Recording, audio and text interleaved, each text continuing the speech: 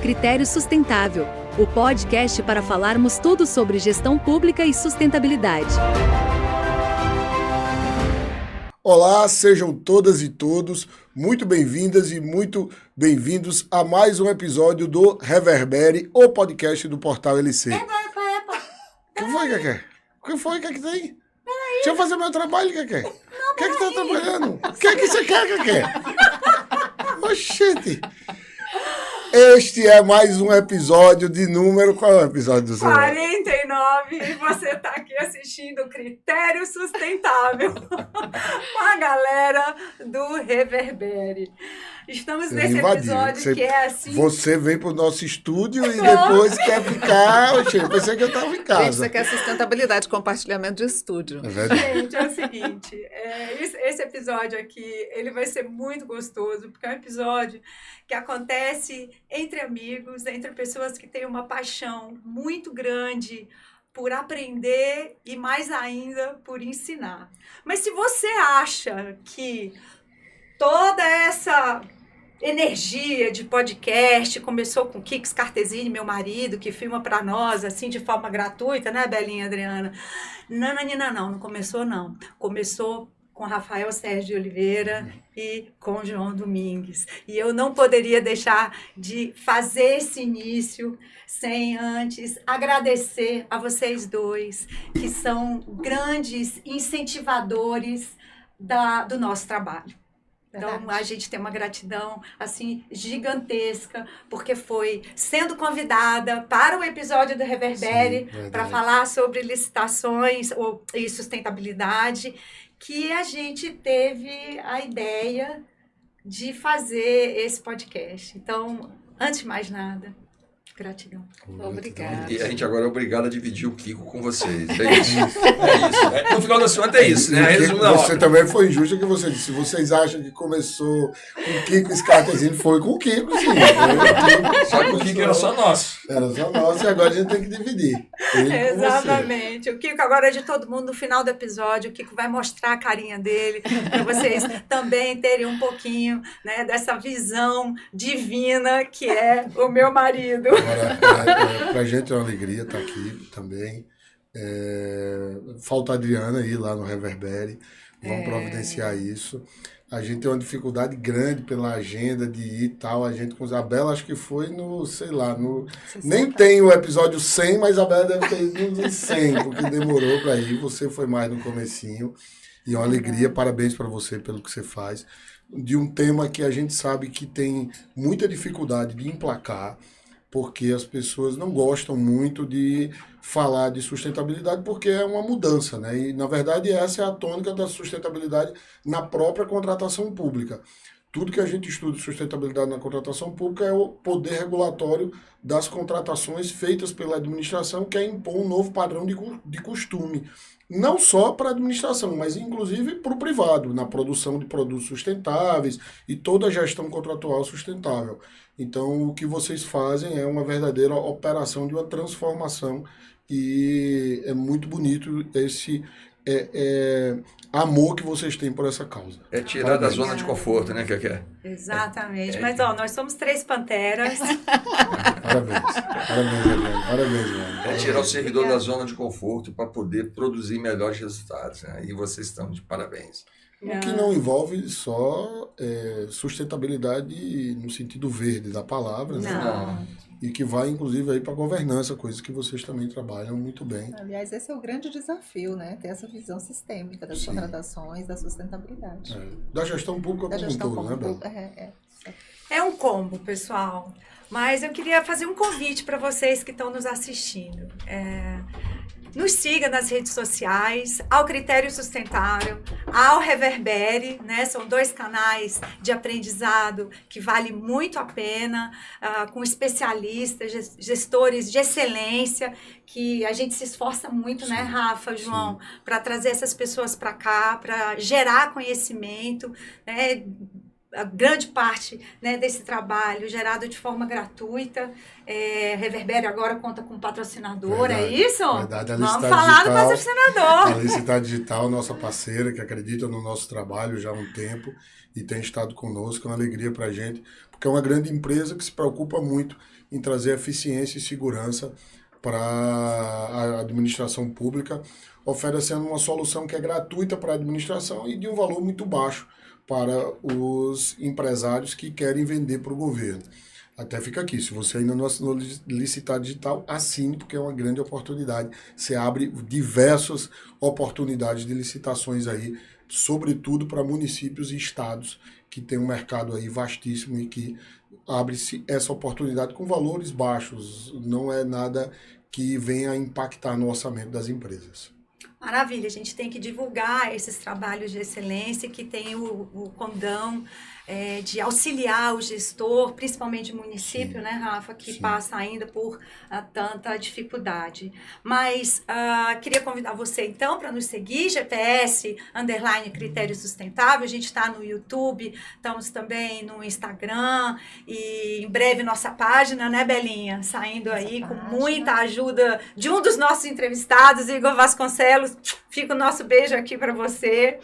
E eu queria dizer também como foi que eu conheci o João, Rafa. Sim. Que eu nem sei se ele se lembra. Uma vez Faz ele me tempo. ligou.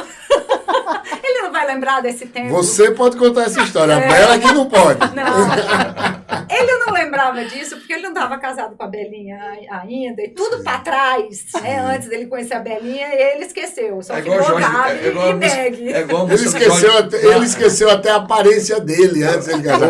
Até a aparência ele esqueceu. Meu caminho agora é a música do Jorge Vecilo. Tudo que tive lá no passado me trouxe até hoje. Então, Pronto, é isso. né? Acabou. Ainda faz poesia. Hã? Tá resolvido. Tá resolvido. Um belo dia o João me ligou lá da CGU e disse assim, vem aqui, né? Kathleen, né? Ainda era assim, sem intimidade, uma coisa assim mais Marretão, formal, carioca, tal.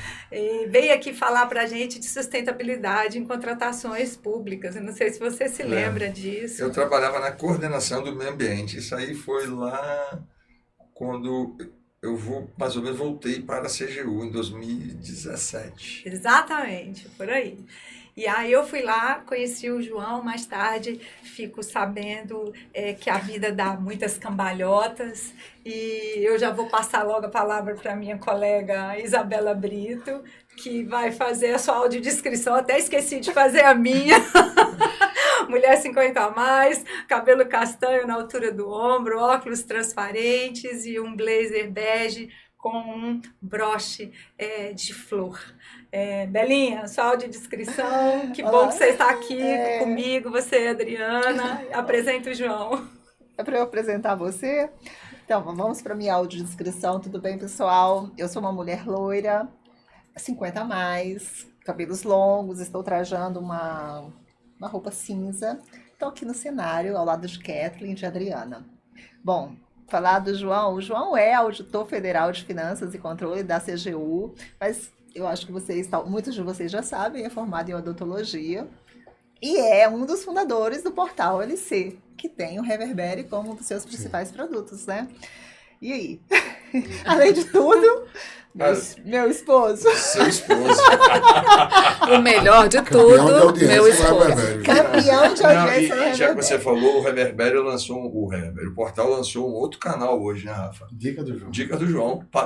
Foi Ai, eu apadrinhado vi. pelo Rafa, Dica do João. Ah, Que é? legal. Abre o nome, Parabéns. Dica do João. Bem-vindo. Então já faça sua audiodescrição, por favor, e seja muito bem-vindo ao nosso espaço. 2,50 m. Muito obrigado, Isabela, Kathleen, Adriana, meu irmãozinho Rafa.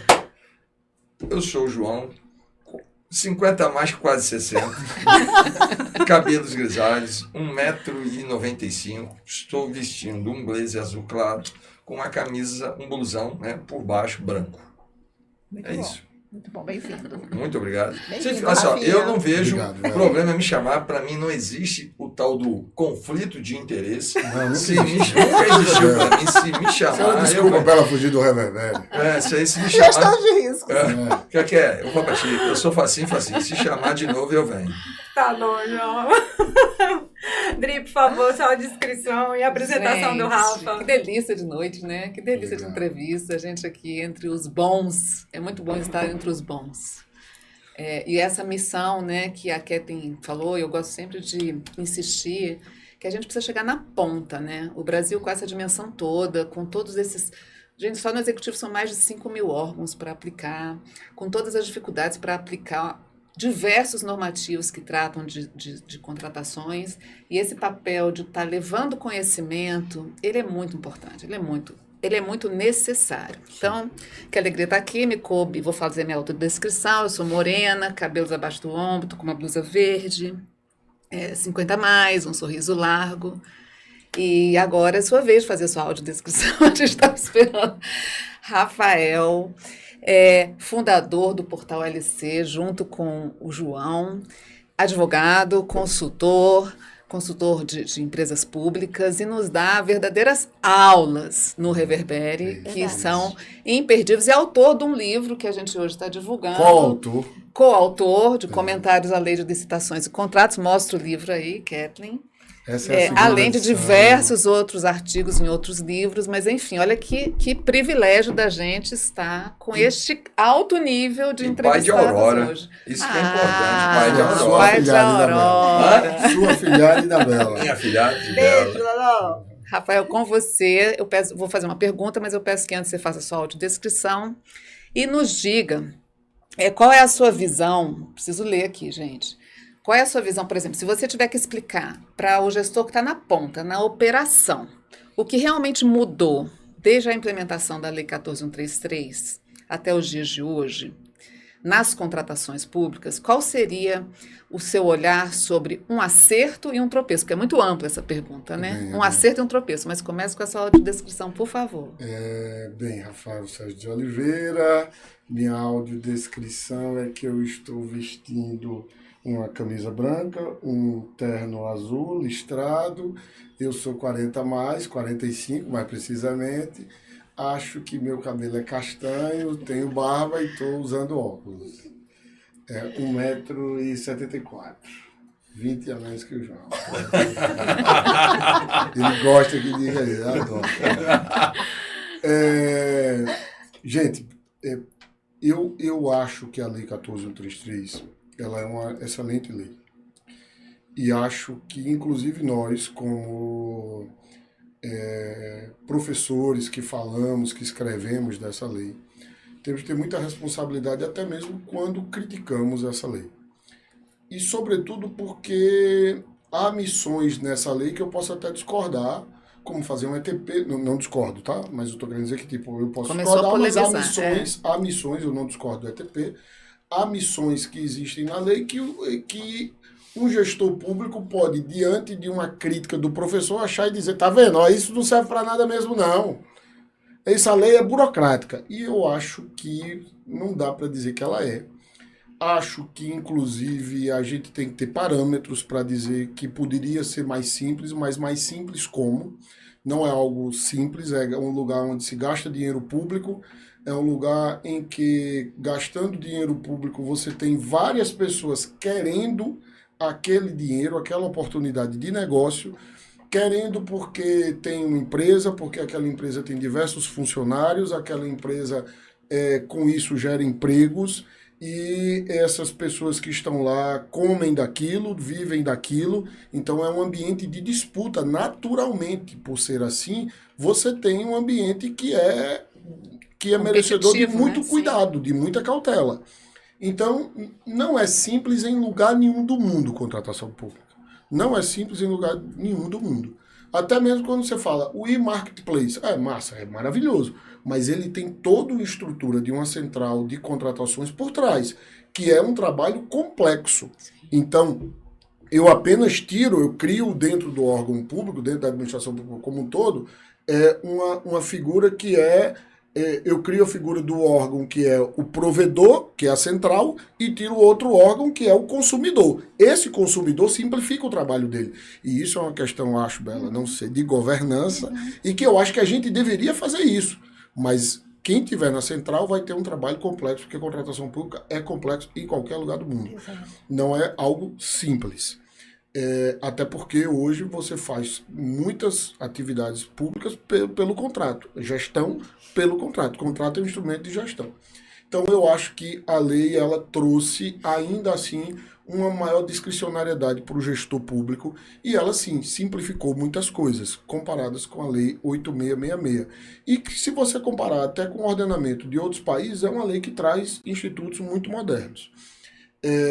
Eu acho que, com isso, a gente melhorou em alguma medida, até pela questão do ETP, a necessidade de você enfrentar a sua necessidade, em razão do que existe no mercado, o uso da concorrência como um apregoamento da concorrência, um único agente conduzindo. Eu acho que tudo isso foi uma evolução e acho que isso mudou, que simplificou o processo de contratação pública, Adriana. Agora, um tropeço, aí eu já digo algo que eu diria para o futuro. Eu acho que a gente tem uma lei que ela pode ser moderna e eu acho que a gente está pecando numa coisa. O professor Massal, quando esteve comigo no Reverbere, ele disse que ele estava muito preocupado, e eu não estava, com a questão do credenciamento, que estava meio que se querendo fugir da licitação para tudo fazer contratação direta, especialmente o credenciamento. E o exemplo que ele deu foi o Contrata Mais Brasil. Eu até compreendi o Contrata Mais Brasil como uma medida que era uma espécie de transição. Então, assim, olha, eu não tenho ferramenta legal, mas vou fazer aqui, de certa maneira, um e-marketplace, algo mais simplificado para fazer contratação. Aí veio agora o SIX. E aí eu acho que a gente perdeu uma oportunidade, porque aqui não é credenciamento, que se quer fazer disputa. Por que não usa pré-qualificação? Por que a gente está tudo metendo no credenciamento? E aí vem até um argumento que legislar é a arte do possível. Mas assim, de tanto legislar fazendo só o possível, entre aspas, a gente vai acabar tornando impossível compreender o sistema de contratação pública brasileiro. Porque, por exemplo, regulamentação dos critérios de aceitação. E o que é o critério de aceitação? Especificação técnica, habilitação. Então, isso é critério de lei, isso vai vir por decreto. Como é que vai vir isso? Aí amanhã depois você vai dizer, não, mas você está... Por exemplo, prazo entre a data da publicação da oferta e a data da proposta. Isso vai vir como? Isso vai vir em regulamento? Isso não deveria ser uma lei, já que eu tenho o artigo 55? Porque se eu vou submeter o processo à disputa, e aquilo é uma licitação. Sim. Então, assim, a gente tem que dar viva, mas a gente também tem que saber que há um critério jurídico aí. E a minha maior preocupação como alguém que vê isso dentro do aspecto jurídico é que você tem solução jurídica e nós estamos recorrendo a soluções que, na minha avaliação, depõem contra uma coerência sistêmica da nossa legislação. E eu acho que uma hora essa conta vai chegar. Só especifica o que é o SIX. Você usa O SIX, bem, primeiro a gente não sabe bem o que é o SIX, né? Por isso que eu te perguntei. Porque ele é o sistema de compra expressa decorrente de um projeto de lei, não lembro o número. Esse projeto de lei ele está ainda para ser sancionado. E ele cria, dentro das hipóteses de credenciamento, essa possibilidade de uma compra expressa, algo que é maravilhoso, ótimo. Uhum. Tem que fazer isso mesmo, não estou discordando de fazer isso, simplificar o procedimento de contratação. Só acho que é o mecanismo que foi criado, que está lá como uma hipótese de inegibilidade, mas daqui a pouco o credenciamento já não é mais inegibilidade. E ele traz que vai vir por decreto uma série de critérios que, na minha avaliação, são critérios que deveriam estar previstos em lei, como critérios de aceitação para entrada no SIX. Eu acredito que o SIX vai ser o seguinte: você vai lá no sistema, você vai cadastrar sua PJ e aí apresentar toda a documentação que você tenha, né, atestados, acredito eu que seja isso, as certidões e tudo mais. E você vai também apresentar o produto que você oferta lá naquele sistema. Quando a administração quiser contratar, ela vai lá e, entre aqueles que estão cadastrados e que foram aceitos, ela vai ver qual é o preço e vai contratar. Uma espécie de mercado livre, Amazon, qualquer coisa dessa. Agora, como eu disse, a gente ainda não tem muita clareza, porque muito do que vai de fato ocorrer no SIX vai vir por regulamento. Entendi. Não dá para a gente ainda definir o que vai ser, né? Mas Porque é o regulamento. O decreto só admitiu e ficou para regulamento. E eu, sinceramente, acho que muita da matéria que ali foi para regulamento deveriam ser tratadas em lei. Sim, é o PL 2133 de 2023 que você está se referindo, só para Exatamente. ilustrar. Perfeito. Mas você colocou muito bem. Pode virar um tropeço, né? A gente tem que ter muita atenção com esse isso. tipo de inovação. Assim, há um pragmatismo que a gente tem que levar em conta. Eu acho que juridicamente é um tropeço. Na prática, a ver. Vamos ver se isso Sim. vai ocorrer ou não.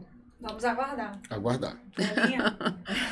João, o Rafa trouxe, né, esse contexto complexo da Lei 14.133, falando de estudos técnicos preliminares. A lei trouxe, né, robusteceu essa fase preliminar, né, das licitações.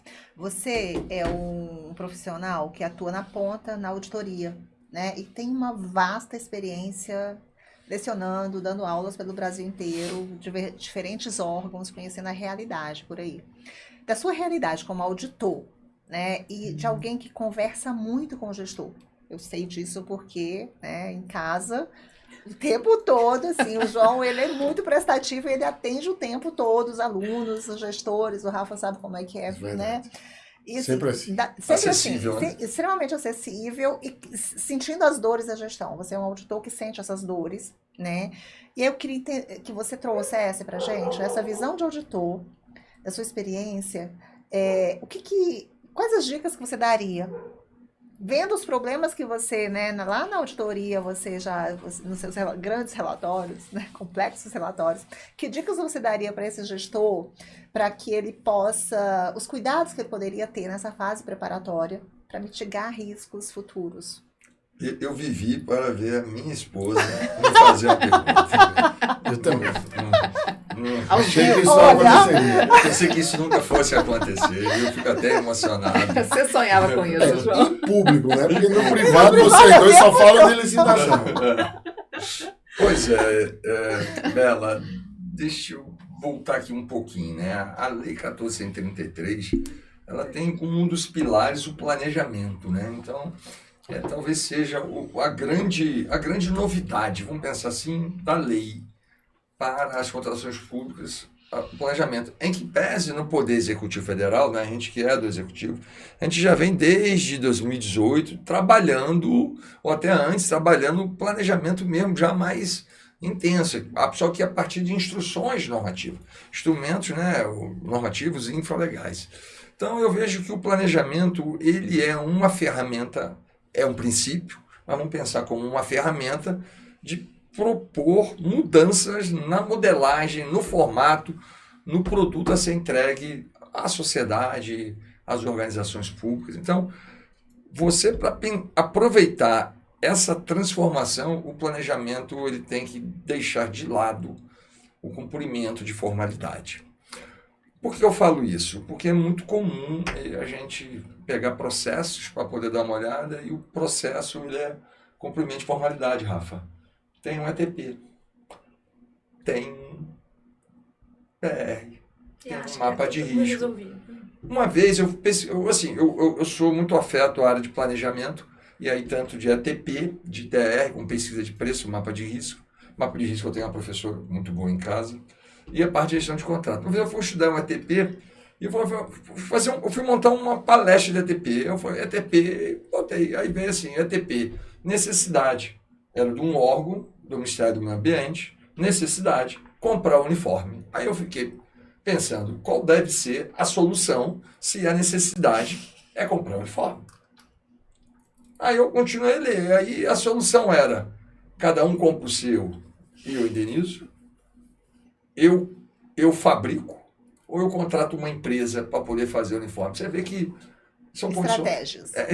São estratégias que não tem nada a ver com a BVG. Se é um órgão, se eu quero uniforme, minha necessidade é identificação funcional do servidor que está atuando. Eu quero que a identificação dele. Essa é a minha necessidade.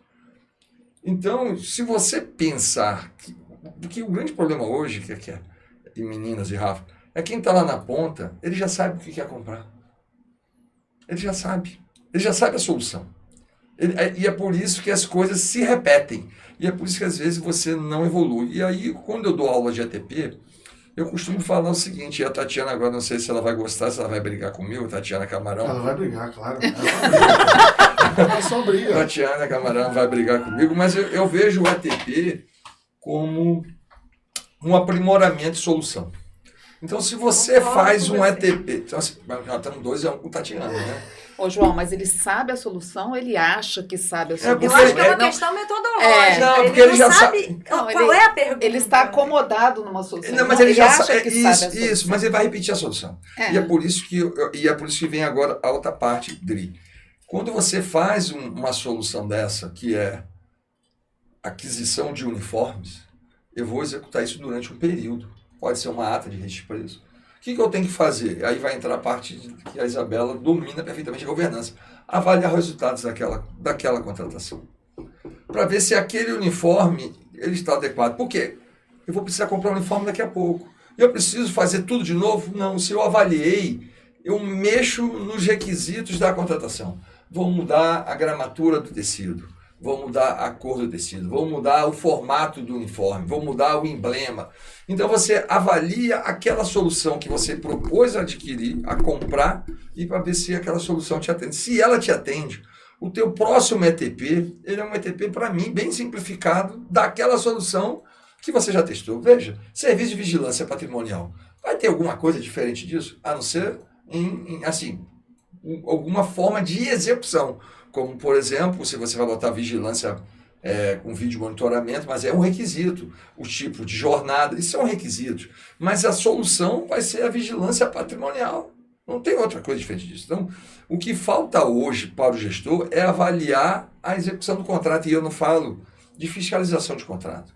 É a avaliação do resultado. Você vê muito isso em TI. Você em TI tem a solução de TI, você vai ter o fiscal gestor de TI, e você vai ter o fiscal requisitante, que vai avaliar a solução, se aquela solução é adequada ou não. E veja que TI muda de uma hora para outra, a todo momento muda. Então a solução de TI, às vezes, é algo que atendeu ali, mas quando acabar aquele contrato, o mercado já tem outra coisa.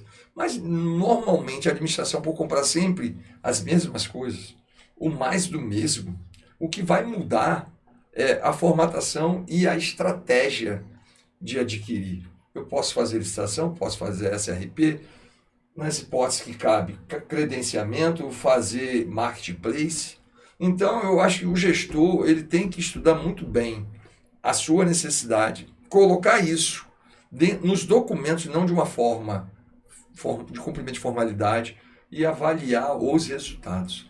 Para que na próxima ele já tenha ele já possa ter medido o alcance daquele resultado e a partir disso ele fazer ajustes na contratação. Tatiana Camarão fala muito sobre isso, né? Sobre essa necessidade de você ter que fazer um ETP sempre para todas as compras. Eu acho que vai muito ao encontro do que você está falando agora, né? Você faz uma grande reflexão inicial, você tenta ali trazer as questões inovadoras, né? Você está falando de uniforme, me veio muito uma situação que eu vivi no órgão que eu trabalhei, em que a compra de uniforme, ela não previa, por exemplo, já que o uniforme era o mesmo, entrava ano, entrava exercício, saía exercício, aquela troca de tarjeta com velcro que tantas agências fiscalizadoras, por exemplo, pelo Brasil usam. Mas imagina levantar isso, né, sendo que o gestor acha que o trabalho dele de fazer um grande ETP, né? Às vezes com perguntas que eu acho que a observação metodológica, acho que é algo que falta ainda, Rafa, acaba prejudicando o trabalho. E aí, nesse sentido, Rafa, eu já vou... Puxa, peraí, não. Oxi. Eu vou fazer uma pergunta pra você. Não, mas peraí, o que é? Eu não acabei ainda não, peraí. Não, é reverbério critério sustentável? Eu vou fazer uma pergunta pra você também. Veja, então essa é a parte da especificação, avaliação. Aí nós temos dois momentos que eu acho super importante, considerando que a partir do TR e a minuta do contrato são minutas padronizadas, algo que já está bem tratado, faltam dois itens que para mim são super importantes.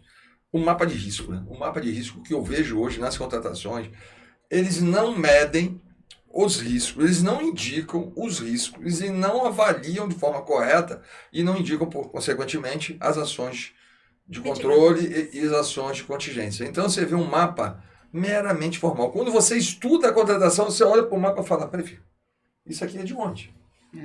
Entendeu? Então, eu acho que a segunda dica que eu daria para o gestor é para que ele pudesse fazer isso. Assista ao episódio 60 do Reverbério com a Bela, que é o mapa de risco. Se eu tivesse dando um conselho para ele, é melhorar o mapa de risco dele. Por quê? No mapa de risco, ele vai poder debruçar nos percalços que ele vai ter durante a fase interna e na fase externa. Para poder o quê? Ele poder entregar um produto adequado na seleção do fornecedor já tratado. Para que depois, quando chega da seleção do fornecedor, esse produto chega na gestão do contrato tratado. E outra coisa importante, o mapa de risco ele é tão formal, que é tão formal, que você vê que ele adota ação, ele estabelece a ação de controle, você olha para o edital, a ação de controle está no edital, mas o mapa continua com risco ali. Mas, você tratou ou não tratou esse negócio aqui? O mapa de risco ele é não atualizado. Então, se já tratou, está lá. Por exemplo, eu vi de um grande órgão que era contratação de empresa sem capacidade econômico-financeira do contrato, a grande contratação. Ele estabeleceu que seria 3% sobre o patrimônio líquido da empresa. Ok. Da contratação, ok. Tratou isso, botou no edital. O que isso faz no mapa de risco hoje? Não faz sentido. Então, o mapa de risco ele vira um mero complemento de formalidade. E o terceiro ponto específico que eu acho que tem que melhorar, Isabela, e aí, Isabela, ela é craque nisso, e lá o TJ debruça nisso, é a pesquisa de preço. É pesquisa de preço. A minha pesquisa de preço, ela tem que ser boa para eu não ter uma licitação deserta e uma licitação fracassada, em termos de preço. E também não ter um superfaturamento. Então, são coisas que, se eu pudesse falar para o gestor, melhore o teu ETP, estude melhor, faça um bom mapa de risco e faça uma boa pesquisa de preço. Porque eu acho que aí já tem 75%, 80% você ter uma boa contratação. Boa, João. E esse é um critério de sustentabilidade econômica. Perfeito. E de governança, que isso tem uma correlação direta com a sustentabilidade. Certamente. Quando eu também sou uma super fã de planejamento, e é como construir uma casa, fazendo uma analogia. É melhor você se dedicar a planejamento, avaliação de riscos, etc e tal, para depois, no meio da obra, você perceber que você fez tudo errado. Então, dedique muito tempo ao planejamento das contratações. Vamos lá, o que é? Não, eu não vou falar nada agora, Rafa. Isso que agora é com ele. Esse é um elemento que a gente também vê na 1433 e dentro dessa avaliação toda que vocês passaram, é que a gente teve, quando saiu a lei, né, uma série de institutos, de instrumentos que vieram para a gente falar de governança, de sustentabilidade. E a minha pergunta é, avançamos até aqui nessa empreitada de implementar essas ferramentas, digamos assim, e com isso ter bons resultados na administração pública? Rafa, eu acho que a gente deu assim um salto olímpico, né? Se a gente for comparar a 8B66 com a 1433, não há o que se falar. Né? Enquanto a gente via a questão da sustentabilidade na 8666 apenas como uma questão principiológica, né? E um decreto que só focava em questões ambientais, foi revisado 2 vezes, mas mesmo assim o foco ainda era a sustentabilidade ambiental. E isso foi muito reforçado também pelos acordos do Tribunal de Contas da União, que apenas abordavam a questão como sustentabilidade ambiental. Essa era uma das minhas brigas lá dentro, brigas boas, né? Brigas boas com o pessoal da CELOG. E a 1433, ela veio trazendo questões relacionadas à governança, você vê isso logo ali no artigo 11, né, a parágrafo único, e a gente tem falado, inclusive temos um episódio que fala sobre isso, sobre governança institucional, sobre sustentabilidade institucional, onde a governança é a vedete do momento, na verdade a grande principal diretriz.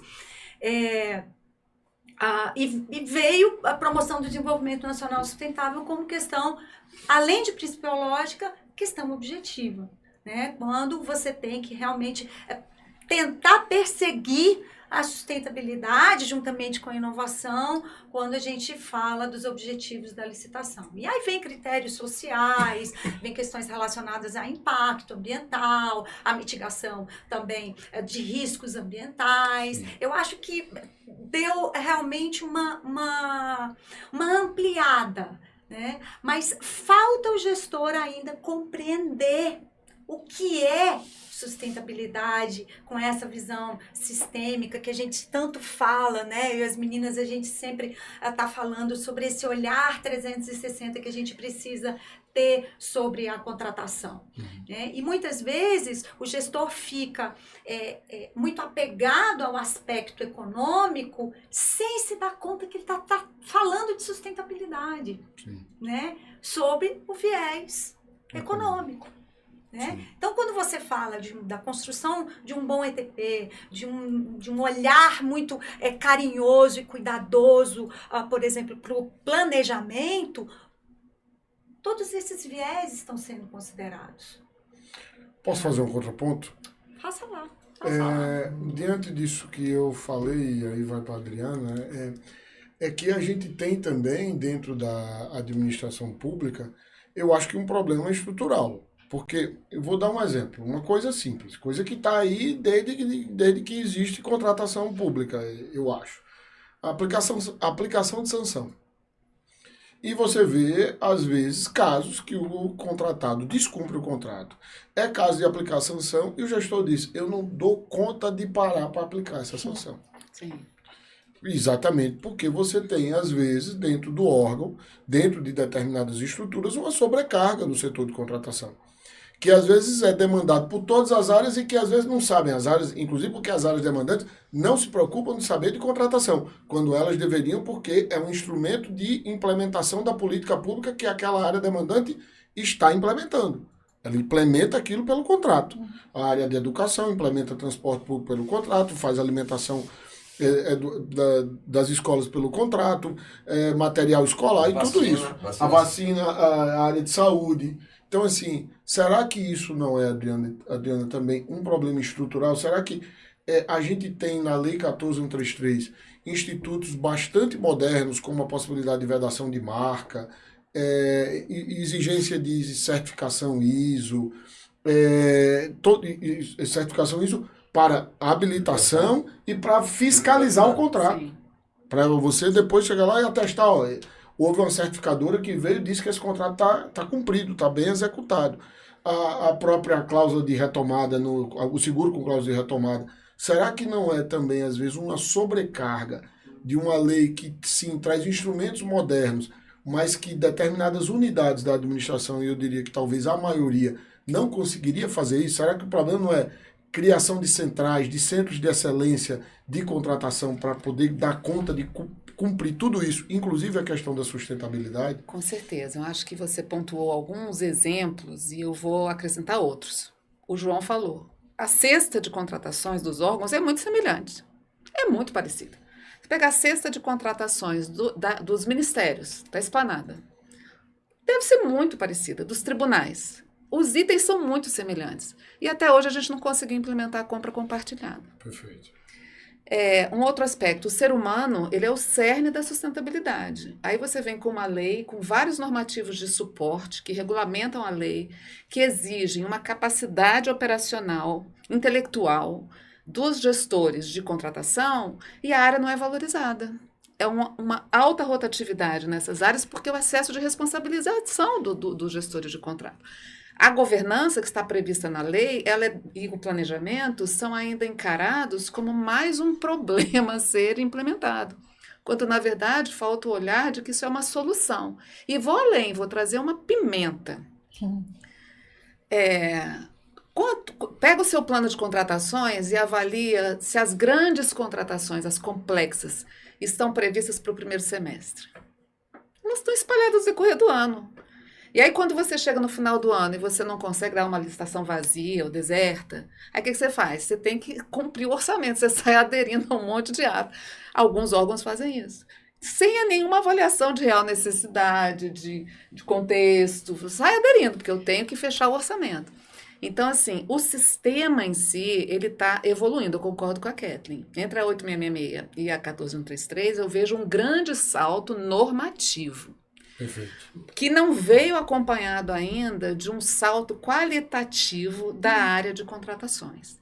Concordo. E isso é um descompasso que a gente precisa Você fala em trabalhar, relação de capacitação técnica. não ou de esforço. somente de Ou de esforço, ou de estrutura. Acho que esforço. também. Estrutura, João. Você pega, por exemplo, um município, que é Ela está se coçando. Tô me já. tocando. 5 Altas, mil municípios. altas. Só concluindo. A lei ela é geral para o Brasil. Você pega um município. Geralmente a equipe é tão pequena que a pessoa que planeja é a mesma que faz o... E é o pregoeiro, porque só tem uma pessoa para fazer aquilo. É humanamente. Aí a gente sempre brinca isso, né, nos cursos que a gente dá, que a gente pergunta para os alunos o seguinte: você sai de casa preparado para trabalhar, para dar o seu melhor, para daqui, pensando no que o órgão vai estar entregando hoje e daqui a 10 anos com qualidade, né? Quanto do seu dia você dedicou a fazer isso e quanto do seu dia você apagou incêndio? Porque é o que acontece. Você tem um monte de coisas acontecendo aqui ao mesmo tempo agora na área de contratações. Porque, como você falou, o demandante vem e demanda: ó, Bela, eu quero comprar equipamento odontológico. Você se vira para fazer CTP. Aí a equipe de contratações perde um tempão para fazer aquilo. Então, eu acho que é sistêmico o problema. Que hoje a gente está... Quando a gente começou a falar de sustentabilidade, a gente queria duas coisas: normas e apoio da autogestão. Hoje a gente tem as duas coisas. Em alguns locais. Autogestão, ela é imbuída de melhorar porque a legislação obriga. O Tribunal de Contas a obriga. Agora, quando vai baixando para o tático e para o operacional, os gargalos ainda são enormes. Mas como chegar lá, eu espero, eu sou poliana, a minha esperança é que, da mesma forma que sustentabilidade, que planejamento era uma novidade até 2010, né, quando surgiu, todo mundo achava que era só planilha de Excel e que aquilo não ia dar em nada. E hoje já faz parte de todo órgão, não planejamento sustentável, nem de contratações, mas o planejamento já é uma coisa bem aceita. A sustentabilidade, ao longo do tempo, vai ganhando concretude, porque hoje ela ainda está muito no campo do sonho, né? Da intencionalidade. A gente fala que a gente quer querência. Não adianta só ter a intenção, a gente quer querência e quer execução. Mas fala, Bela, que você está se coçando. Eu não vou dizer que eu vou discordar de você, mas é mesmo uma questão de visão. Eu ainda acho que a alta gestão ainda não incorporou isso. Eu ainda acho que não tem uma visão da contratação como um elemento estratégico. Eu acho que talvez já esteja no nível tático, mas em muitos lugares é um tema meramente operacional. Desculpa, Bela. Não, Rafa, nessa discussão toda, você começou falando sobre a questão da sustentabilidade, o que trouxe essa evolução normativa, até mesmo a Lei 14.133, incorporando políticas públicas como as mulheres vítimas, né, a questão social dentro da lei, e toda uma regulamentação que a gente já vê surgir no âmbito da administração pública federal, nos órgãos. E eu realmente acredito que uma boa governança, bem estruturada, com seus processos e suas estruturas, olhando sempre para a capacidade operacional das suas áreas, né? Ela é muito importante, ela é estruturante e é muito complexo também de fazer. É extremamente desafiador, mas parte dessa estrutura de governança, direcionando, monitorando, mas voltando, precisa se olhar e operacionalizar os tais instrumentos. A gente tem um plano de contratações anual que precisa ser gerido, não é uma lista de intenções. Esse plano de contratações anual, a partir do momento que você traça um processo de trabalho para ele, você começa a evidenciar as fragilidades da gestão. Sim. Porque tudo roda lá, a política pública roda ali. Há uma sobrecarga, mas é a governança bem estruturada que vai identificar quais as áreas, né, que precisam ser fortalecidas, né, que precisam de recursos. E dar suporte também à tomada de decisão, né? Mas também uma boa governança começa a evidenciar falhas de gestão. Sim. O mau gestor. Sim. O gestor que não consegue... Não, porque é uma visão, e a gente volta talvez até um pouco para a nossa conversa do Reverbere, Rafa, essa visão transversal de um processo em que você tem unidades requisitantes que passa por uma área de contratações no processo e vai até uma unidade gestora de contratos, né? Isso é muito transversal. Eu preciso olhar para esse processo ponta a ponta e saber, a centralização é uma estratégia de governança para eu bem gerir as minhas contratações. É uma decisão de gestão. Sim. Eu preciso fazer um olhar interno desse processo, uma análise de contexto, para eu identificar como que eu vou responder, Sim. primeiro, a política pública que eu preciso gerir, ou o negócio que eu preciso gerir, mas também responder aos ditames da lei, Sim. às intenções do legislador. Sim. Né? E aí tem todos esses mecanismos. A lei, ela trouxe muitos mecanismos, né, para a gente aprimorar as nossas contratações e que exige muita gestão. É uma lei que tem um olhar focado em resultados. Mas para eu ter os indicadores, saber se eu contratei bem, porque tem uma outra questão. A gente sempre olhou muito para a operacionalização da licitação, Ela tá da, brigando contigo. da fase de seleção. Ela tá brigando E contigo.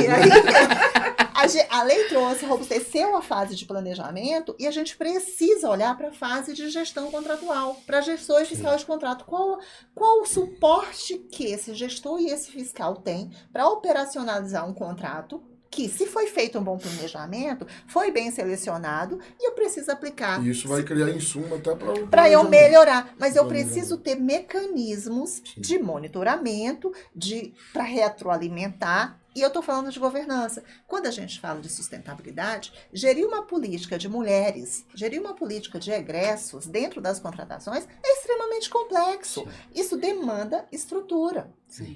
E como que eu vou fazer? Não é a norma, porque a governança é o que eu sempre falo. Fazer uma política de governança das contratações é a parte mais fácil. De dar responsabilidade, dizer que fulano é Para responsável. desdobrar isso em ação É concreta. você criar mais insegurança até. Você é responsável por... Ok, eu sou responsável, mas eu não tenho estrutura para isso. Então, a capacidade operacional, e eu gosto muito do modelo dos professores Caio Marini e Humberto Falcão, nossos professores, Adoro. que ele fala de um modelo de governança que cuida da questão burocrática, que cuida de ter indicadores para eu avaliar e que cuida, que tem que ter muita colaboração. Mas essa parte burocrática, que é como eu organizo os recursos, os meus processos, entendeu? Eu preciso olhar para a capacidade operacional, olhar para os indicadores e ter muita colaboração. E a lei traz isso. A nossa legislação infralegal, que vem desde 2015, traz essa visão multidisciplinar para todas as fases, Perfeito. para que a gente possa entregar lá na frente o tal valor público sustentável. Exato. Entendeu? Então, para a gente rodar bem, a gente tem que ter diretrizes para as unidades de negócio, diretrizes estratégicas, e a gente fala de um plano de logística sustentável, eu estou falando de governança. Eu vou direcionar bem necessidades para cair num processo de contratações, para eu rodar bem e alinhado. Sim. E aí eu tenho todo o regramento para esse processo e depois eu vou avaliar resultado. Sim. Então, de novo, eu volto para a questão. É muita governança, tem que ter o envolvimento, sim, da alta administração e tem que ter o envolvimento do gestor e uma qualificação dessa área de contratações. Essa área de contratações, ela é estratégica, ela é o coração, ela move a casa. Sim. Tem que olhar com muito cuidado. Mas Seu- uma boa governança inibe um processo de uma liderança que não atenta a essas questões normativas. Se eu Quando a te- governança está bem implementada, está bem amarrada, e a governança inclui uma estratégia construída ao longo do tempo, porque estratégia não é uma coisa que você faz hoje para receber o resultado hoje, É a institucionalização ela do modelo, né? institucionaliza um modelo de gestão que inibe, digamos, O uma mau gestor. liderança que não dê apoio a todo esse sistema, porque está amarrado nos mecanismos que estão bem estruturados, Se sabe? eu tivesse no Teams, a minha mãozinha estaria. E olha que você é o maior daqui, hein, João? Já baixou que lute. Você que lute. Já tá assim, tem certeza que vai manter, mas caiu. De novo. Mas assim, em vez de assim, a gente está aqui, tanto nós, eu como o Rafa, nós atuamos na área de controle e vocês são gestores. A minha visão de controle, se eu fosse gestor, a primeira coisa que eu ia fazer é muito na linha da Isabela, que fala com muita propriedade. Tudo dele é bom. Ele é super fã. Ele fala. É porque a Gente, Bela ele falou tá isso. tocando o sininho 20 Veja, vezes. é assim, fica... Ele tá sendo entrevistado e tá tocando o sininho aqui, ó. Deixa eu falar, peraí. Se eu sou gestor, a primeira coisa que eu faço é olhar para o meu plano de contratação anual e falar assim, como é que eu vou... Era isso que eu ia perguntar agora. Continue. Não passou a pergunta antes, vou fazer Não o tempo, você levantou a mão. O nome disso é Mas tá bom, sinergia. então eu recuo aqui. Você pode Não, vai em frente, vai em frente. E assim, eu como gestor, eu vou ter que olhar para o plano de contratação e falar, rapaz, como que eu vou atender isso aqui? E aí eu tenho que pensar em capacidade operacional, em capacidade técnica, e eu tenho que pensar nas estratégias de contratação. Sim. Então, hoje, em que pese a lei, Rafa, permitir contratações até 5 anos para serviço de fornecimento contínuo, é muito comum. Eu já vi isso, 12 meses. Se eu tenho uma área de contratação, de gestão sobrecarregada, a cada 8 meses vem um processo para renovação de contrato. E vem um processo para renovação. O gestor, acho que foi até a fala do Rafa, não tá ambientado a esse novo modelo. Ele está amarrado ainda no passado. Então, como por exemplo, está uma discussão lá no grupo. Eu sou contra prorrogar a ata, renovar quantitativo. Aí começando a falar, eu falei assim, ó, não, porque isso não tem nada a ver com o planejamento, o colega colocou. Eu falei, bicho, mas tem tudo a ver com o planejamento. Eu só posso renovar a ata, prorrogar a ata e renovar quantitativo se estiver alinhado com o meu PCA. No meu PCA, aquele item vai ter que estar lá de novo. Então, se eu tenho uma ata, eu tenho a prorrogação da ata e a renovação do quantitativo, é uma estratégia de eu contratar para aquele item que está ali. E eu estou o quê? Eu tô tirando um esforço da minha área. Só vou renovar a ata. Eu vou continuar, já tenho um contrato para poder ter uma demanda para ser atendida por ata. Se eu faço fornecimento, serviço contínuo com mais de um ano, 30 meses ou 60 meses, eu tiro um encargo anual da minha área. Se eu faço credenciamento, se eu faço marketplace, se eu trabalho em compra compartilhadas, eu tenho que olhar para o meu plano de contratação anual, que aí fala assim, como é que eu vou atender isso aqui? Hoje, o gestor ele não faz isso, ele não faz a leitura de como que ele atende. Ele pega o plano anual e vai começar a atacar, e vai começar a atender do jeito, na linha que está ali. Ele não tem uma estratégia. Se eu posso fazer licitações por item, juntar vários itens na mesma licitação. Não faz isso. João, às vezes eu acho, e era o que eu ia comentar com o Rafa, eu queria ouvir a quem quiser se manifestar, é que o plano anual de contratações, ele aparece como uma grande solução, e eu me vejo, às vezes, como dona de casa, aqui casada com o Kiko, vou para o supermercado fazer compras e eu levo uma lista. E às vezes eu acho que essa lista é a lista do gestor. E eu vou me dar muito mal se eu for para o supermercado e não olhar quais são as minhas necessidades dentro de casa. Eu vou me dar muito mal se eu não olhar o que eu tenho dentro da despensa. Se eu não calcular que eu vou ter um aniversário, eu vou reunir a minha família. E o plano anual de contratações muitas vezes vem como uma grande solução, mas a gente esquece da estratégia, em primeiro lugar, esquece dos demais instrumentos e o plano de logística vem aí dar um direcionador, porque eu vou ao supermercado para suprir as necessidades da minha casa, mas eu também quero economizar. Mas eu também quero usar o meu orçamento da forma mais eficiente possível. E eu sinto que o gestor tem uma dificuldade muito grande em entender para que serve o planejamento anual de compras. Eu estou errada? Não sei. Sinceramente, eu não sei se é uma questão de compreensão ou se é uma questão de capacidade operacional, porque eu tenho essa avaliação, a Bela bem colocou. Você tem todo um aparato de ações que você vai fazer ali e que são maravilhosas, mas eu preciso de pessoal, eu preciso de estrutura, eu preciso de tecnologia, eu preciso de uma série de ferramentas. Não basta o instrumental. E não basta a lei dizer que faz isso, porque tem lugar que o cara não consegue fazer. Eu não tenho pessoal para fazer isso, eu não consigo fazer isso. Então eu não sei se é bem só uma questão de compreensão, primeiro ponto. Mas sim, às vezes a gente vê pessoas, inclusive, que pregam, que falam, que não serve para nada, que aquele plano de contratação anual não serve para nada. Eu vou dar um exemplo, só para a gente entender bem. Uma vez me perguntaram, professor, mas como é que eu vou fazer um orçamento sigiloso? Se eu faço a pesquisa de preço e depois aquilo fica ali dentro do processo, no órgão, rodando para lá, para cá, vai para um setor, para outro, e todo mundo está vendo. Você vai estar vendo porque não é sigiloso. Se vai passar a ser sigiloso, agora você tem que botar aquilo lacrado e aquela informação não pode ser revelada. É sigiloso para quem, né? E aí é onde está. Então tem que mudar, tem que fazer diferente. Que é como, tipo, eu tenho que fazer o plano de contratação anual, Como é que é isso? Eu até brinco muito nas vezes que eu ministro o curso. A pior coisa é quando você cria algo que você faz porque a lei manda fazer, mas depois você não dá nenhuma utilidade àquilo.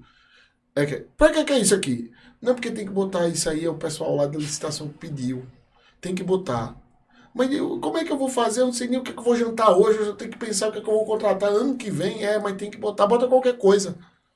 E coloca qualquer coisa, dá o tique, e aquilo fica lá e ninguém olha depois. Às vezes é por uma falta de capacidade operacional, acredito eu, mas acho que também por uma falta, como você bem coloca, de uma compreensão da utilidade daquilo. E aquilo tem uma utilidade imensa.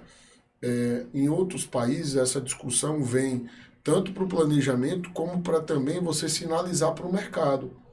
O mercado já saber isso, e aí países que, sobretudo, investem em procedimentos adjudicatórios compartilhados, seja pela centralização ou seja mesmo pela união de esforços, você parar e dizer o que a Adriana falou.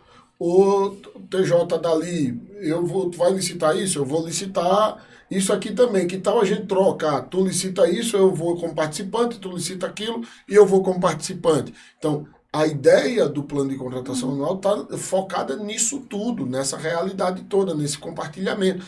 Informar o mercado se preparar, o mercado às vezes já se dispor a colaborar no eventual estudo técnico preliminar. Então você tem toda essa utilidade que é colocada em cima desse documento. Né? E que, como você colocou, não sei se foi a Bela ou se foi você ou se foi a Adriana, é uma lista de desejo. É uma lista de desejo, é uma lista de pretensão. E muitas vezes nem é. Porque é só o que colocaram lá porque tem que fazer. Desculpa, Bela. Não, eu concordo com você. A maioria dos planos que a gente vê por aí, nos órgãos, é uma lista de intenções. Mas eu penso que o gestor ainda não entendeu. E aí eu falo enquanto alta gestão, enquanto instrumento. Esse instrumento, que a gente fala um instrumento de governança, mas um instrumento de gestão de recursos, de organização dos seus recursos, né?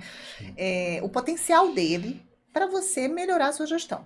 Mas é um plano que ele vai evidenciar isso que você falou, assim, eu vou fazer a gestão de um plano de contratações. Existe um processo estruturado para que eu tenha esse plano. Então, não é simplesmente pergunto, faço uma lista e coloco na internet, que é isso que a gente vê muito. Então, ele vai começar, se eu estabeleço um processo perguntando para esse gestor quais as necessidades dele. Nesse primeiro momento vem uma lista de intenções, mas se eu tiver uma gestão e uma governança sobre isso, você começa a evidenciar que aquele gestor, ele está falhando em algum momento, ele não está fazendo a gestão da sua unidade, né? Não está fazendo. E aí, uma falha de gestão estrutural também, enquanto órgão, né, com as suas unidades requisitantes, com a centralização, com a profissionalização dessa estrutura, né, criando unidades requisitantes temáticas. Né, então, você começa a evidenciar falhas de gestão que vão refletir nesse processo. Nesse plano, esse plano, ele é um desdobramento de uma gestão estratégica. Quando a gente fala que eu tenho que alinhar as minhas demandas, assegurar o alinhamento estratégico, não é simplesmente você encaixar num plano estratégico assim, quais são as diretrizes estratégicas temáticas, que a gente fala hoje muito em tecnologia, em logística, que é o grande volume de contratações. Por que se fala tanto que esse plano de logística é tão importante? Quais as diretrizes para áreas como segurança, áreas como transporte, né, área predial, manutenção predial, que é o grande volume orçamentário que você tem hoje e que é uma caixa preta em muitos órgãos, né? Então, você começa a tirar essas unidades também, dar visibilidade para os problemas que eles têm. E você sempre fala uma coisa que eu quero que você... Que é o seguinte, quem está lá na operação, muitas vezes, está sem diretriz nenhuma. Não tem diretriz, mas também o plano, o Rafa, mercado. Se eu estabelecer, enquanto gestão, né, enquanto estou aqui em cima, gerindo, um calendário de contratações, eu vou começar a evidenciar que aquela área de licitações, a tal da CPL, a área, né, ela não tem capacidade operacional para rodar tudo aquilo. Eu estou falando de estrutura. Se você tem indicadores que evidenciam todos esses problemas, você vai saber quais unidades estão carentes de recursos, de pessoas, para rodar contratos para cobrir serviços que são essenciais para o funcionamento do órgão. Então, a gente volta para a tal da governança, a gente volta para esse guarda-chuva, e por isso que os mecanismos, não só dirigir, mas monitorar, e eu nem vou falar do mecanismo de controle, estou falando do monitoramento para que você possa trazer essa visão de gestão, aí a gente consegue robustecer e melhorar capacidade operacional, né, recurso, alocar bem a questão orçamentária. Eu acho que gerir um plano talvez seja tão mais complexo do que você possa imaginar. É muito complexo. E também, eu insisto, colocar essa perspectiva externa, porque a gente pensa tudo Perfeito. muito isso numa avaliação interna, os setores, tal. Mas você tem também um mercado ali. Sim. E que há uma crítica na literatura que, tipo, quando você faz um plano de contratação anual, você também abre margem para conluios dentro do mercado, para fazer cartel, essa coisa toda. Você também abre mão para isso. Há críticos ao plano de contratação, a publicização dele por conta disso. Mas os acordos internacionais sobre contratação pública, eles obrigam os países a soltar um plano de contratação anual. Aqueles órgãos que estão abrangidos pelos acordos têm que soltar um plano de contratação anual.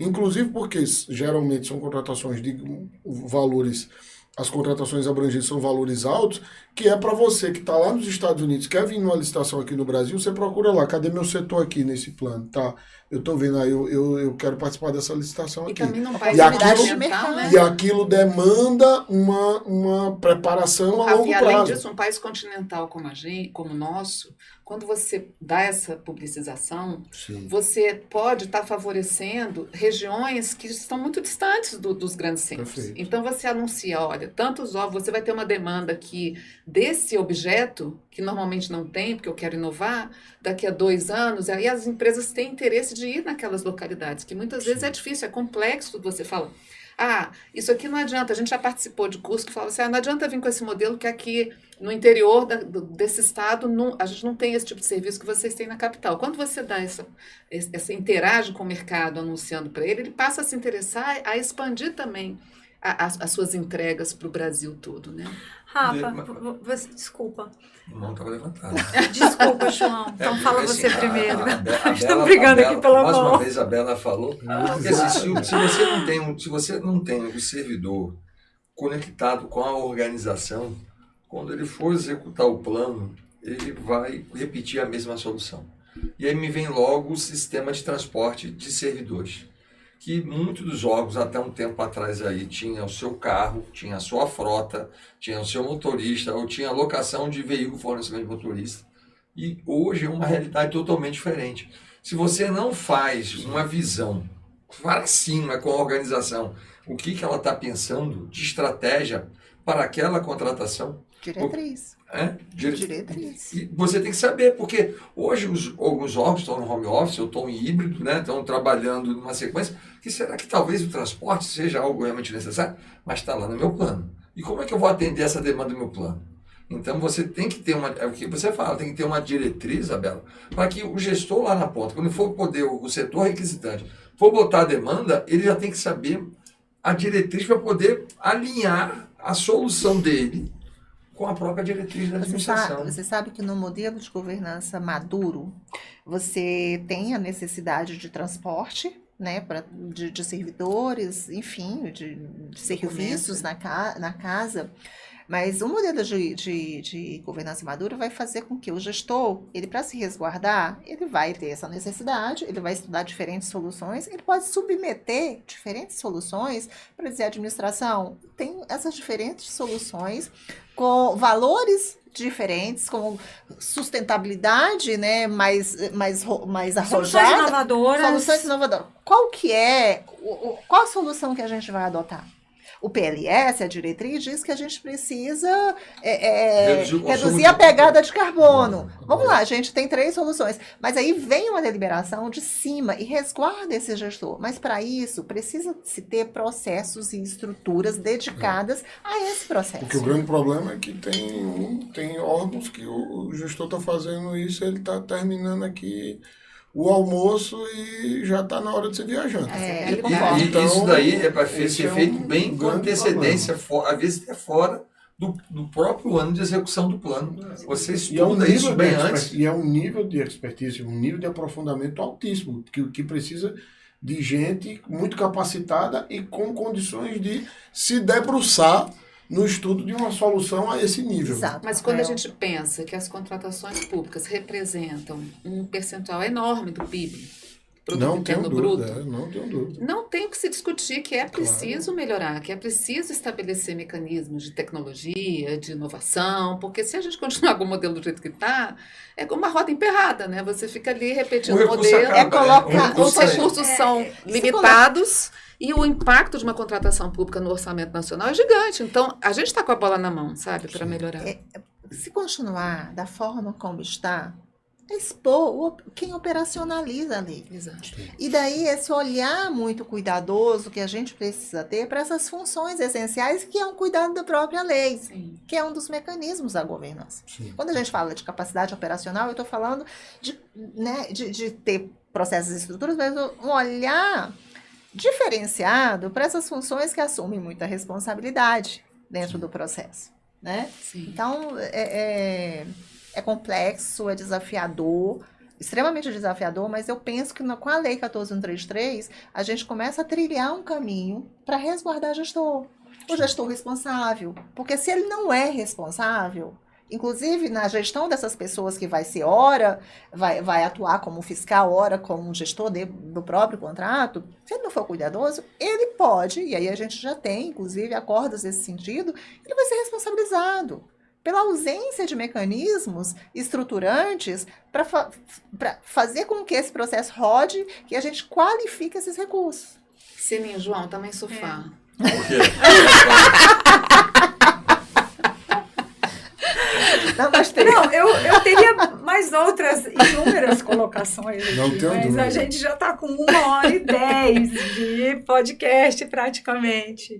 Eu ainda ia falar sobre a possibilidade de inovação que a gente tem, por exemplo, quando a gente dá transparência a todos esses mecanismos, né? E aí fica devendo aqui, aonde que eu olho para a Câmara da Verdade, Kiko Scartesini.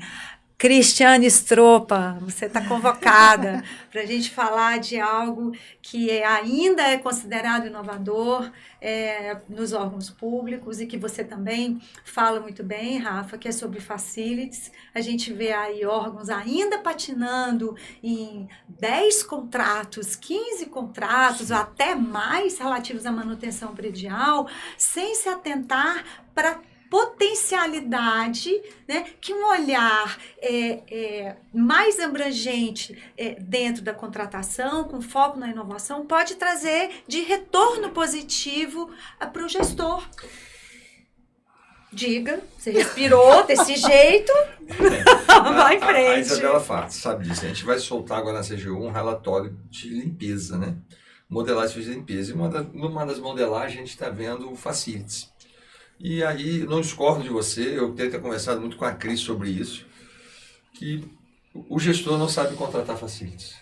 Concordo com você. E aí você vê uma contratação de facility, que é uma exceção à ausência de parcelamento, quando você olha para o formato da contratação e você vê a exigência de qualificação, a exigência de qualificação técnico-operacional da empresa, você vê que nada mais é que um contrato de grupo, que é um guarda-chuva.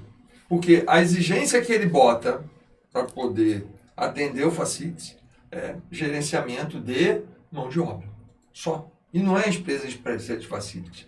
E aí tem essa questão, eu tenho até discutido isso com a Cris sobre isso, e aí muita parte do regime de empreitada por preço global, e alguns por preço unitário. Mas peraí, filho, Preço unitário ou preço global? Como é que eu trabalho o Facility?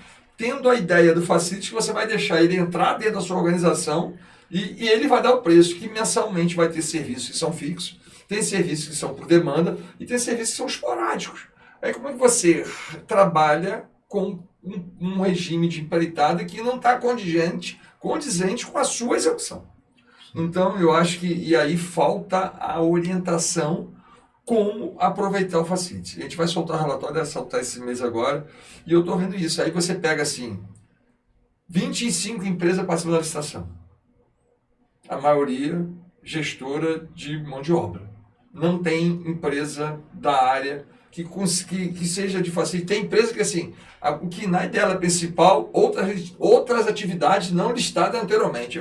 Uma empresa ganha uma licitação assim, outras atividades não listadas anteriormente. Aí você volta na licitação, não vai lá no edital, qual é o requisito? Gerenciar mais de 50% de postos de trabalho.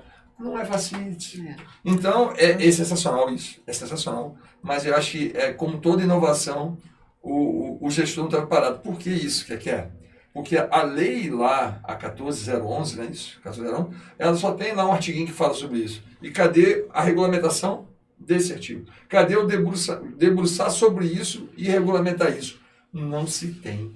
E outra, a gente não abre para o diálogo. Não, que é muito mais fechado, que isso. a gente não consegue ir além da nossa caixinha. Central de compras... Com as empresas, sobretudo. A Central de Compras lançou uma licitação de Facility para o Ministério do Meio Ambiente, e se você lê o ETP, ele fala, na administração direta, não tem. Quando você vê as licitações, é o quê? É administração indireta, na parte de empresa pública, sociedade, economia mista, tem demais, e alguns conselhos, os conselhos de profissionais, de atividades profissionais. A administração direta você quase não tem. E aí tem outro viés. Eu mudo a metodologia, muda a estratégia, vou mudar esse formato. E como é que eu fiscalizo isso aqui? Como é que eu treino o meu pessoal para isso aqui? Cadê a solução tecnológica? Cadê a capacidade para poder acompanhar esse contrato? Analisei 40 licitações, 9 licitação deserto fracassado. Muitas das vezes pode ser o preço ou pode ser a exigência, mas muitas das licitações elas não visam a contratação de Facility, visa a parte de gestão de mão de obra, a qualificação técnica aquela. Aí você fala, isso aqui é o quê? É uma licitação em grupo, em que não estaria autorizado o não parcelamento, mas como bota Facility, que dá a chancela como autorizado a falta de parcelamento. Assim, são coisas que a administração ela tem que enfrentar para poder realmente aproveitar o instituto. E que tem que regulamentar, né? Tem que regulamentar, porque não está regulamentado. Essa é uma carência do Facility. Só tem o artigo, Rafa é professor disso, né? O artigo 7º. Artigo 7º. Eu até peguei um artigo que ele escreveu para botar lá embasamento jurídico, que ele dá um outro termo, eu trago isso dentro do relatório, fonte, Rafael Sérgio. Na verdade, acho que é o termo da lei, né? Que é a gestão da ocupação de imóvel. Na verdade, sim. Esse modelo, e aí eu acho que colocando no contexto que você queria colocar, de inovar, de procurar sair daquele padrão que a gente sempre trabalha, esse modelo de reunião de contratos ele foi admitido pelo TCU desde 2013, no Acórdão 1214/2013, que o TCU vem e diz, olha, percebemos que hoje não tem mais um mercado voltado para contratar serviços de limpeza, de vigilância. O mercado hoje é de terceirização de mão de obra, salvo aqueles que têm uma regulamentação específica, como vigilância, ou tem um nível de conhecimento muito específico, como TI, ele coloca lá ainda manutenção predial, algumas coisas assim, não lembro bem, mas ele coloca alguns serviços que teriam uma capacidade específica. E aí coloca uma coisa que de fato o princípio do parcelamento ele é um subprincípio, porque ele serve ao princípio da competição. A partir do momento que eu deixo de parcelar e mesmo assim mantenho competição, está atendido o princípio do parcelamento. Então, se eu tenho empresas que hoje ela terceiriza tudo, ela tem recepcionista, ela tem motorista, ela tem a limpeza, ela tem tudo isso, eu posso, então, reunir todos esses contratos num único contrato. E isso é, digamos assim, o embrião do contrato de facilities.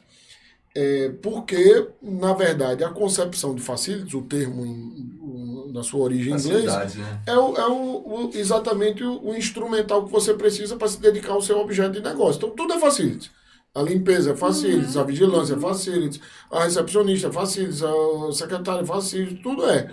Mas Agora, parece que a gente esquece a nossa função precípua, Rafa, e acaba dedicando muito do nosso tempo a atividades que não são a nossa razão de existir. e a ideia, e aí eu acho que essa é a grande crítica do João, é que no fim da história, a ideia é chegar ao Facility Management, que é aquele que você tem a gestão do serviço por quem de fato entende do negócio, que é a empresa que faz o Facility. Então, essa é uma esperança. Eu diria, João, que que está dentro do processo, está no pacote. Digamos assim, vai começar com a reunião de tudo junto, como se fosse, como você disse, uma sessão de mão de obra. Acho que a tendência é que a gente vá evoluindo para esses outros modelos de facilities mais abrangentes, passando para o contratado, inclusive, a proposição de solução. Né? O que vai... E aí, isso realmente, eu não sei se a gente vai chegar nisso, porque você passa a ter até uma questão de licitar não pela especificação, mas você licita pela solução, que é como uma licitação técnica e preço, é uma licitação melhor técnica, e eu acho que a gente está longe de chegar nesse modelo. E o que acontece? A gente vai falar de facilities agora. Vamos acabar. Mudamos já o tema. Levanta a mão de novo. Os serviços, eles são bem diversos. Né? E assim, pela literatura, a organização vai escolher o serviço que ela quer. E aí você pega a literatura, a maior parte é apoio administrativo e manutenção das instalações. Mas o que me surpreende quando eu analiso os editais, Rafa? Subcontratação e consórcio, em algumas são vedadas. Não pode. Entendeu? Então, assim, não está claro ainda para o gestor como é que ele deve fazer o formato. Você hoje, o Rafa falou do manager, você tem o full, e aí você ainda tem o hard e o soft. Né? Então, eu tabulei isso tudinho, tá lá, e você consegue enxergar. Encontrei alguns managers. Tem eu já estou curiosa para ler esse relatório. Entendeu? Já vale outro podcast. Tem uns 2 managers que dá para você. E aí eu quero depois pegar esse edital e poder realmente estudar para ver qual foi o algo que ele fez, como é que ele trabalhou isso. Porque aí o manager é você deixar uma empresa gerir tudo. É o que o Rafa falou. É desonerar o gestor, né? Meninos, eu queria propor um brinde a esse podcast maravilhoso. É de água, tá? E agora, eu propus vinho, agora é o seguinte, é o grande momento, né? Agora que momento ele vai aparecer com a gente? Momento que o Kiko, sócio oculto, vai Vou aparecer. aqui com a gente. Pode Kiko, vir aqui, por favor. Peraí.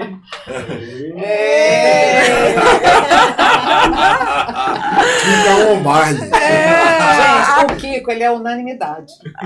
Agora não é a mais gente aceitou vontade. dividir com vocês, tá? Assim, Eu sócio oculto, eu divido com vocês. Meninos, muito obrigada por essa edição memorável. Que delícia. Ficou com gostinho de quero mais, porque a gente nem falou de IA, a gente nem falou de outros assuntos. E detalhe que aqui acabou com conflito de interesse. Não existe mais. Conflito de interesse. Está No liberado. podcast. É verdade, tá liberado. liberado.